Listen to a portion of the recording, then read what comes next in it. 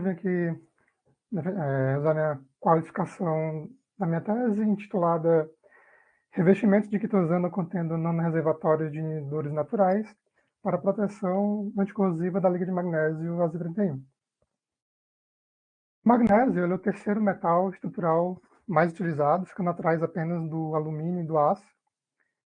Ele é o oitavo elemento mais abundante na crosta terrestre e o terceiro elemento mais abundante na água do mar, sendo assim, portanto, ser obtido tanto da litosfera quanto da hidrosfera, diferentemente do alumínio, seu principal concorrente, que só pode ser obtido da litosfera. A produção comercial do magnésio é obtida através da eletrólise da carnalita fundida, que é o cloreto de magnésio. Em volume, esse processo é mais barato do que a produção de outros metais. E em 2019 foram produzidos cerca de 975 mil toneladas de magnésio, sendo que 32% dessa quantidade foram utilizados em aplicações estruturais. O magnésio ele possui uma baixa densidade, cerca de um quarto da densidade do aço e 2/3 da densidade do alumínio. E, apesar de ele ter uma baixa densidade, ele possui uma alta resistência mecânica específica, o que atraiu o interesse de indústrias como a automobilística e a aeroespacial, né? Que a aplicação do magnésio nesses veículos reduz o consumo de combustível, ajudando a diminuir a emissão de gases poluentes. Na indústria automobilística, o magnésio é utilizado principalmente nos componentes do feixe do painel de instrumentos, na caixa de transferência e nos componentes de direção. Além dessas propriedades, né, o magnésio ele é facilmente usinável, reciclável e possui um melhor amortecimento de vibrações comparado a outros metais, o que faz dele um material adequado para utilização em produtos portáteis e eletrônicos. Ligas de titânio e ligas de cromo-cobalto, por exemplo, são bastante utilizadas em implantes permanentes. Só que o problema é que a presença desses implantes a longo prazo no corpo do paciente acaba liberando íons metálicos tóxicos que prejudicam a saúde do paciente. Então, cientistas e pesquisadores, né, vêm desenvolvendo os chamados implantes biodegradáveis, que são implantes que ficam no corpo do paciente durante ou depois, até durante ou depois o processo de cura do tecido danificado. Durante ou depois do processo, esse implante ele é absorvido. E o magnésio, por ser um metabólito comum no organismo e possui propriedades como módulo de elasticidade e densidade semelhante às do osso, ele é um ótimo candidato para aplicações biomédicas. Só que em todas essas aplicações, é importante que haja um controle da corrosão do magnésio. Isso é um desafio, uma vez que o magnésio ele possui o menor potencial de redução dentre os metais estruturais. Então, é importante a criação de métodos anticorrosivos, né? E para isso, é importante entender o processo de corrosão do magnésio. O magnésio ele se dissolve no meio corrosivo, que geralmente é um meio aquoso, liberando elétrons na superfície do metal, que reduzem a água, formando hidrogênio e aumentando o pH do meio, o pH local do meio.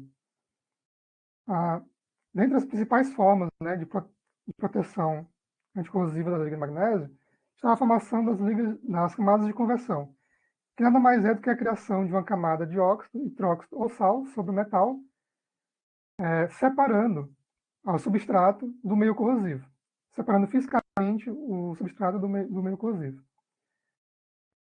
Dentre as camadas de conversões comerciais mais utilizadas tinham, né, a cromatização, onde a peça é imergida em uma solução contendo íons cromatos, formando a camada de óxido de cromo sobre o metal. Só que, apesar de relativamente eficiente essa camada, né, ela, segundo a Agência para Substâncias Tóxicas e Registro de Doenças, existem fortes regulamentações contra o uso do cromo por conta de problemas ambientais.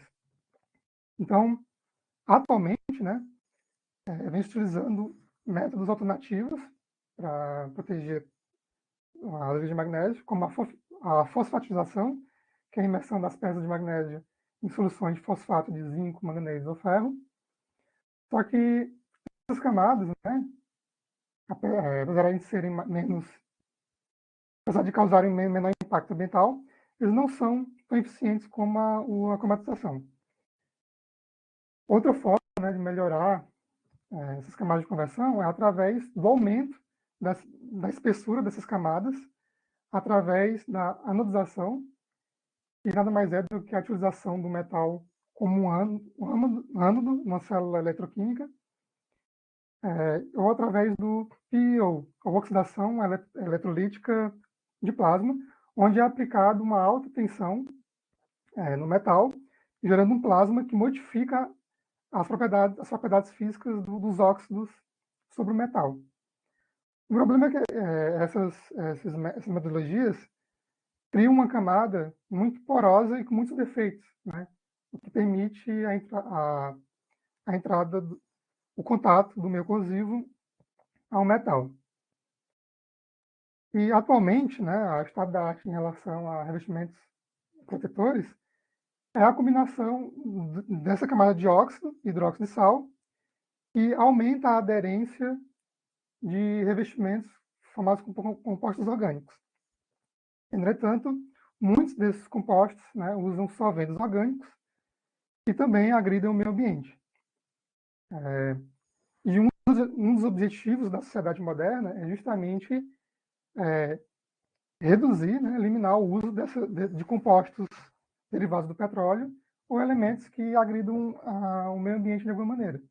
Então, na última década, né, vem crescendo bastante o interesse por revestimentos anticorrosivos naturais, né? E na criação de revestimentos sustentáveis. Para isso, né, vem se utilizando bastante produtos naturais, né? Ou seja, produtos de origem vegetal e animal, que, além de serem biodegradáveis, são comumente solúveis em solventes verdes, são biocompatíveis, possuem grande potencial anticorrosivo e muitos deles possuem uma boa adesão sobre as ligas de magnésio.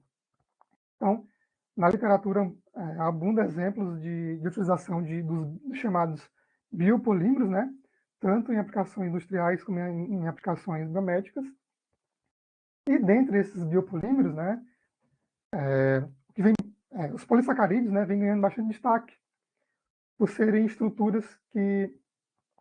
Polissacarídeos, né, são carboidratos ligados através de ligações glicosídicas e possuem grupos doadores de elétrons que, além de ajudar na proteção anódica do metal, aumenta a aderência desses produtos na superfície do metal. Dentre os mais citados na literatura, estão a goma de xantana, que é oriunda da fermentação dos carboidratos oriundos do trigo, do milho e da soja. Temos a pectina, que é principalmente encontrada nas paredes celulares de plantas, como a maçã e a laranja. A maior parte dos estudos que citam a pectina, né, utilizam ela como inibidor de corrosão, né, na solução, uma vez que ela é bastante solúvel em meio aquoso. Só que um trabalho, né, do meu mestrado, né, que está em revisão agora, no artigo, mostra que é possível utilizar a pectina como revestimento se ela passar por um processo de reticulação por íons bivalentes, como cátio e bário. A celulose, que é um dos polímeros mais abundantes no planeta, é bastante citado também. Como exemplo, citar a celulose, que é a reação entre a celulose e o ácido cético. Só que, dentre todos esses sacarídeos, né, o que a quitosana é a que apresenta as melhores propriedades de barreira, né, para proteger o metal, as ligas de magnésio, além de possuírem alta biocompatibilidade, possuem reabsorção de produtos de degradação e possuem propriedades antifúngica e antibacteriana, possibilitando a utilização em implantes biomédicos, por exemplo. Então, a quitosana ela é obtida principalmente do exoesqueleto de crustáceos marinhos ou através da desacetilação da quitina, que também a quitina é o segundo polímero mais abundante no planeta. E a lactosana, ela possui grupos, né, que são facilmente modificados, possibilitando ali a melhora das propriedades de barreira da lactosana. Por exemplo, um artigo publicado por aluno de doutorado do nosso grupo mostrou que é possível melhorar a propriedade de barreira da lactosana reticulando a lactosana com genipina. E essa melhora da reticulação, ou melhora das propriedades anticorrosivas, depende do grau de reticulação. Abundam na literatura também exemplos de adição de inibidores anticorrosivos na matriz polimérica da lactosana, né, produzindo revestimentos que são capazes de se recuperar de falhas.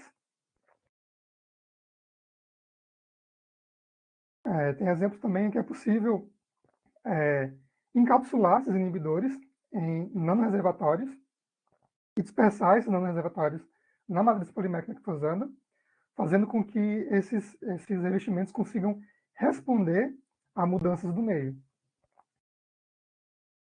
Então, esses estudos, né, estão dentro do tema da criação dos smart coats, né, ou revestimentos responsivos que conseguem responder a mudanças do meio, como pressão, campo magnético, temperatura e pH. Então, qual é a vantagem, né, desses smart coats? É que nos revestimentos de barreira física convencionais, na aplicação prática, inevitavelmente esses revestimentos vão sofrer algum dano e os revestimentos de barreira convencionais não conseguem se recuperar desses danos, enquanto que os smart coats conseguem se recuperar desses danos. E dentro do tema de revestimentos anticorrosivos, né, os smart coats são compostos principalmente de uma matriz polimérica, onde será adicionado o inibidor. Né? Esse inibidor ele pode ser adicionado intrinsecamente no revestimento, né? Nessa situação, quando ocorre a falha, esses inibidores eles migram para a região da falha, reagindo com os produtos de corrosão, produzindo sais solúveis que cicatrizam o revestimento. Só que recentemente, né, vem sendo bastante utilizada a ideia de encapsular esses revestimentos em nanoreservatórios, como sílica mesoporosa, em argilas, em nanotubos ou microesferas. Né?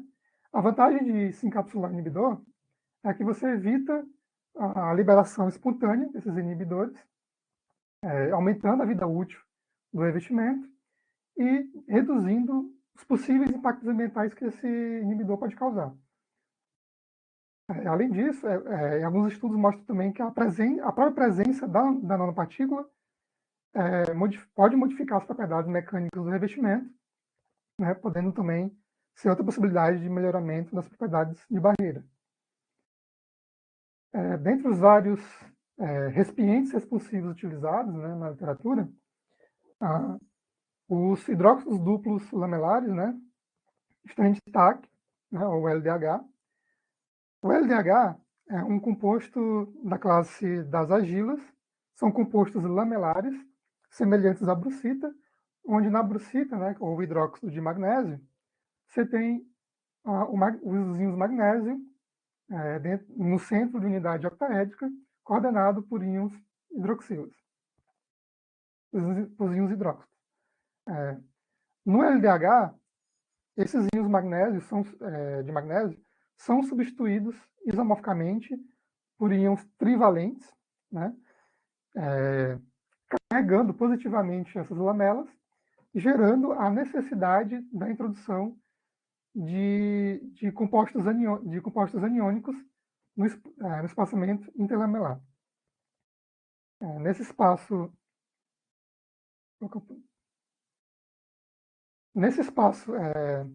interlamelar, né, eu vou chamar daqui para frente de galerias, elas podem armazenar diversos tipos de compostos, como água, íons hidróxidos, nitratos, e até moléculas grandes, orgânicas complexas. Né? Então, a ideia desse trabalho é desenvolver compostos de LDH, recipientes responsivos de LDH, capazes de armazenar íons inibidores que serão liberados de forma controlada na presença de falhas, né? Isso será possível, uma vez que o LDH ele possui uma alta capacidade de troca iônica, conseguindo responder à presença de íons hidroxila que são gerados durante a corrosão do magnésio, né? Então, essas hidroxilas vão substituir o inibidor nas galerias do LDH, liberando o inibidor no local e no momento exato da corrosão. Além disso, o LDH ele consegue capturar íons agressivos, como os íons do cloreto, melhorando as propriedades anticorrosivas desse composto. E o LDH ele é facilmente modificado, né? Você pode modificar tanto a proporção entre esses íons bivalentes, trivalentes, quanto a composição, né, nessa região, dessas galerias. Na literatura, né, abundam exemplos de uso de vários tipos de inibidores, né, para serem armazenados no LDH. Só que a maioria deles, né, possui algum impacto ambiental. E a ideia desse trabalho é realmente utilizar também inibidores naturais para criar um revestimento totalmente natural, né? E dessa classe de inibidores natural, né, os que mais se destacam são os ácidos orgânicos, são ácidos fracos naturais que conseguem reagir com um meio alcalino gerado pela corrosão do magnésio, produzindo sais insolúveis e que irão cicatrizar as falhas nos revestimentos. Dentre os mais citados, né, dentre os ácidos naturais mais citados, estão o ácido fítico, que pode ser encontrado na semente de abóbora e da linhaça. Né? O ácido fítico ele possui uma grande capacidade de se complexar com os de magnésio, formando sais bastante solúveis. Em segundo lugar, nas citações, temos o ácido gálico, que pode ser obtido de algumas plantas baixas e de algumas águas marinhas. O ácido gálico também ele é capaz de complexar com magnésio. E, em terceiro lugar, temos o ácido vanílico, derivado da vanilina, que pode ser obtido de algumas raízes e do óleo de açaí. Como um trabalho de um aluno de doutorado do nosso grupo mostrou que o tratamento da liga de magnésio com o ácido vanílico é possível criar, né, uma camada de vanilato de magnésio que protege o metal de futuras corrosões. Então, o objetivo desse trabalho é desenvolver revestimentos de quitosana sustentáveis e responsivos ao pH, contendo partículas de LDH carregadas com inibidores de corrosão biodegradáveis e biocompatíveis para a proteção anticorrosiva na liga de magnésio. Como eu falei, né, o LDH pode se variar, né, a proporção entre esses dos íons bivalentes e trivalentes. Na literatura encontram-se exemplos de razões que vão desde 4:1 a 2:1. Só que a maioria dos estudos, né, utiliza uma proporção 2:1. Estudos mostram que essa proporção é mais estável. Então, eu vou decidir nesse trabalho utilizar essa proporção. E para isso, uma solução, 50 ml de nitratos de alumínio, magnésio e zinco, foram lentamente adicionados em uma solução de nitrato de sódio, mantendo-se o pH constante, igual a 10. Depois essa pasta, né, passou por um processo hidrotérmico, um tratamento hidrotérmico, né, a 65 graus Celsius por 24 horas. Aí depois essa pasta foi lavada e centrifugada, obtendo-se o que eu vou chamar daqui para frente de LDH precursor. Nesse LDH precursor, as galerias do LDH são compostas principalmente por moléculas de água e íons de nitrato. A ideia é substituir, né, esses íons nitratos e moléculas de água pelos íons do inibidor. Então, para isso, o LDH precursor foi adicionado em uma solução contendo um excesso do íon inibidor. Depois essa solução foi lavada, centrifugada e seca por liofilização, obtendo-se um pó fino de LDH. Posteriormente, esse pó fino, né, foi disperso na quitosana para formar os revestimentos. Durante esse processo, o substrato metálico foi lixado e passou um processo de tratamento por hidróxido de sódio para formar uma camada de hidróxido de magnésio sobre o substrato. A função desse tratamento foi de melhorar a aderência do revestimento ao substrato.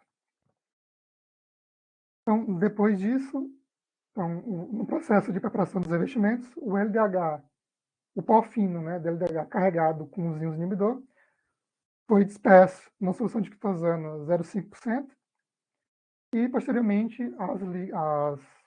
substrato pré-tratado foi revestido através de um processo de deep coat, onde a amostra foi imersa na dispersão. Então, depois desses revestimentos estarem secos, né, e prontos, a gente vai realizar diversas análises, né, como, por exemplo, a seção transversal e a superfície das amostras recobertas com os revestimentos serão analisados por meio de microscopia eletrônica de varredura. A presença do LDH, né, será avaliada através dos padrões de fração de raio-x, onde será possível medir a distância dos planos cristalinos e verificar a entrada do inibidor nas galerias. As estruturas lamelares dos nanoreservatórios, avaliados pela difração de raio-x, serão confirmadas através da microscopia eletrônica de transmissão, onde poderão ser obtidas imagens eletrônicas dessas estruturas. As amostras serão caracterizadas através da espectroscopia de infravermelho com transformada de Fourier, onde poderá ser feito um estudo sobre os tipos de componentes presentes nas partículas de LDH e, principalmente, confirmar a presença do inibidor. Mudanças nas propriedades do revestimento causadas pela presença das partículas de LDH na matriz polimérica de quitosano, como a hidrofobicidade do filme, poderão ser avaliadas através do ângulo de contato estático da água utilizando o simulaniômetro. As distribuições de tamanho das partículas de LDH e o potencial zeta serão medidas por espalhamento de luz dinâmica, ou TLS, que ajudarão na elucidação das mudanças nas propriedades mecânicas dos revestimentos, na compreensão do mecanismo de liberação do inibidor e na criação de formas de melhorar a dispersão nas partículas de LDH. A análise termogravimétrica será utilizada para caracterizar as perdas de massa e a determinação simultânea das espécies liberadas durante o aquecimento e para determinar o teor de solvente residual. Lembrando que as análises de fração de raio-x TEM, FTIR, DLS e análise termogravimétrica serão realizadas diretamente sobre o pó fino do LDH produzido, enquanto que as análises de MEV e de ângulo de contato serão realizadas sobre o revestimento. Para analisar as propriedades anticorrosivas da liga de magnésio, serão realizadas espectroscopias de impedância eletroquímica que serão realizadas empregando um potenciostatos disponibilizado pelo Laboratório de Armazenamento de Química da USP. Nessas análises, né, serão utilizados uma célula eletroquímica contendo 3 eletrodos, onde o eletrodo cloreto de prata, terá a função de eletrodo de referência, o bastão de grafite será utilizado como um eletrodo de referência e a amostra será o eletrodo de trabalho. A amostra, né, vai ficar exposta em uma solução corrosiva de NaCl, 3,5%, onde uma área de 1 cm² da amostra será exposta à solução e serão realizadas três medidas de impedância ao longo de 10 dias, né, onde a amostra vai ficar imersa nessa solução corrosiva durante todo esse período. A corrosão é um fenômeno localizado e, então, é importante, né, a criação de técnicas eletroquímicas em alta resolução espacial, como a impedância eletroquímica localizada, que é capaz de mapear, né, o valor da impedância ao longo do revestimento, né? Uma vez que a impedância ela mede a capacidade do revestimento de resistir à corrente elétrica, de resistir à passagem de corrente elétrica. Com esse mapeamento é possível identificar a localização das falhas no revestimento. É também utilizada a técnica de varredura de eletrodo vibratório, onde é possível, né, medir a densidade de corrente, fazer mapeamento, né, da densidade de corrente na amostra, uma vez que os processos de corrosão ele é um processo de oxirredução, né, uma reação de oxirredução. Esses mapas darão Com esses mapas, né, será possível visualizar o processo de corrosão, né, visualizando o processo também de cura dos revestimentos. Vou mostrar agora um pouco sobre os resultados já obtidos, né? Começar pelo... lembrando que essas técnicas, né, mais especializadas poderão ser realizadas aproveitando o vínculo científico entre o nosso grupo, né, pelo professor Tiago, e a professora Maria de Fátima Montemor, na Universidade de Lisboa, que possuem esses equipamentos. Então, voltando aqui aos resultados, temos que, no espectro de infravermelho, foi observado, onde está mostrando aqui o espectro das partículas DLDH precursoras e das partículas DLDH carregadas, com íon vanilato. Foi possível observar a presença de bandas relacionadas ao estiramento simétrico e antissimétrico dos grupos carboxílicos do íon vanilato, ao estiramento CC do anel aromático, estiramento assimétrico das distorções do CH3, deformação angular CH do anel aromático e os estiramentos OCH3.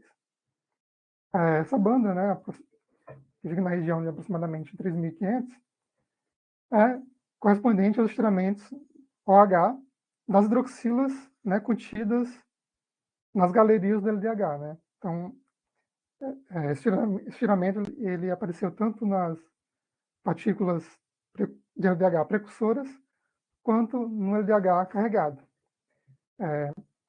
Outras bandas que apareceram também em ambas as partículas foram distorções correspondentes às moléculas de água e dos íons nitrato. A presença do LDH foi confirmada através de padrões de difração de raio-x, né?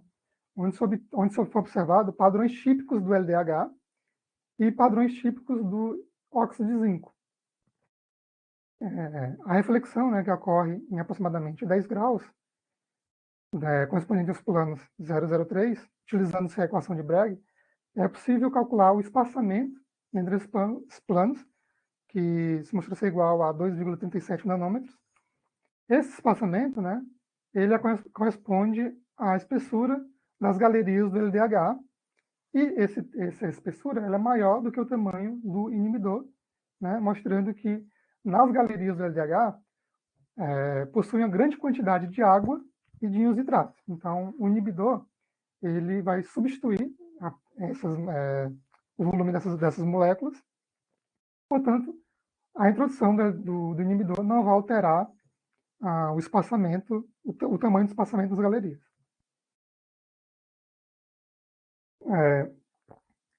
A reflexão, né, que ocorre no plano 1,0, né, dá o espaçamento entre os íons catiônicos na estrutura do LDH, e esses valores, né, estão dentro dos valores encontrados na literatura para o LDH. Foi realizado também um espalhamento de luz dinâmica, obtendo-se a distribuição do tamanho das partículas, e foi observado que as partículas de LDH precursoras, o LDH precursor possui um tamanho médio maior do que as partículas do LDH carregado.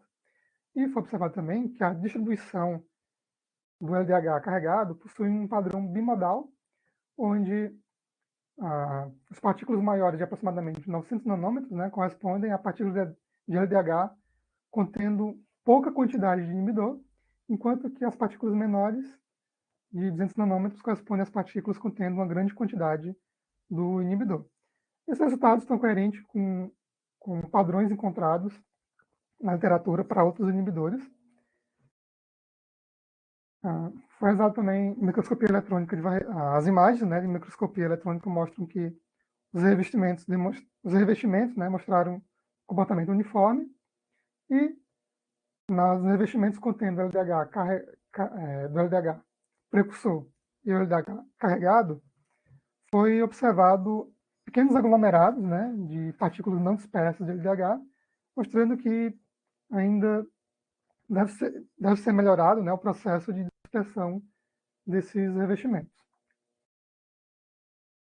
Para verificar a responsividade das partículas do LDH em relação ao aumento do pH, foram feitos testes de liberação de inibidor, onde uma porção do LDH carregado foi adicionada em uma solução tampão de pH 7, 10 e 12. As soluções ficaram em agitação por 3 horas. Depois as soluções foram centrifugadas e a concentração do inibidor foram medidas no sobrenadante. E foi o perfil de liberação, né, dos íons vanilato mostrou que a concentração do inibidor ele acompanha o aumento do pH, indicando que realmente o LDH ele responde ao pH. Foram realizados também e os testes de impedância eletroquímica, né, avaliaram as propriedades anticorrosivas desses revestimentos, onde temos aqui mostrado os diagramas de Bode para as amostras não tratadas e para as em preto, né, e as amostras revestidas com quitosana contendo LDH precursor em cinza, revestimento de quitosana contendo um LDH carregado. Aliás, em cinza temos o revestimento com quitosana pura. Em azul temos o revestimento de quitosana contendo em vermelho, aliás, contendo LDH precursor. E em azul temos o revestimento de quitosana contendo LDH carregado com o íon inibidor, né? E ao longo de 10, foram feitas 3 medidas, né, ao longo de 10 dias, e foi observado que depois de 10 dias, apenas as amostras revestidas com quitosana contendo LDH carregado com inibidor apresentou impedância superior às amostras, à amostra não tratada, indicando também que a presença do LDH precursor não melhorou significativamente as propriedades anticorrosivas do revestimento. Então, os próximos passos, né, desse trabalho será encapsular as bases conjugadas dos ácidos gálico e fítico e comparar com os resultados obtidos para o ácido vanílico, realizar um planejamento fatorial simples nos testes de liberação de inibidor com os fatores pH e força iônica, uma vez que, como mostrei, né, esse teste de liberação foi feito variando apenas o pH e mantendo-se a força iônica constante, mas foi observado que a força iônica também influencia nesse processo de liberação. O próximo passo também será aumentar o grau de dispersão das partículas de LDH na quitosana, uma vez que foram observadas pequenos agregados nos revestimentos. E avaliar o processo de reparo dos revestimentos, utilizando técnicas de alta resolução espacial. Então, concluindo, com os resultados obtidos, foi possível concluir que os nanoreservatórios produzidos nesse trabalho conseguem liberar o inibidor de forma controlada, respondendo ao aumento do pH causado pelo processo de corrosão, e a aplicação dos revestimentos de quitosana carregados com íon vanilato, encapsulados em nanoreservatório de LDH, mostrou ter o potencial anticorrosivo. Então, agradeço a presença de todos. Vou passar agora a palavra na banca.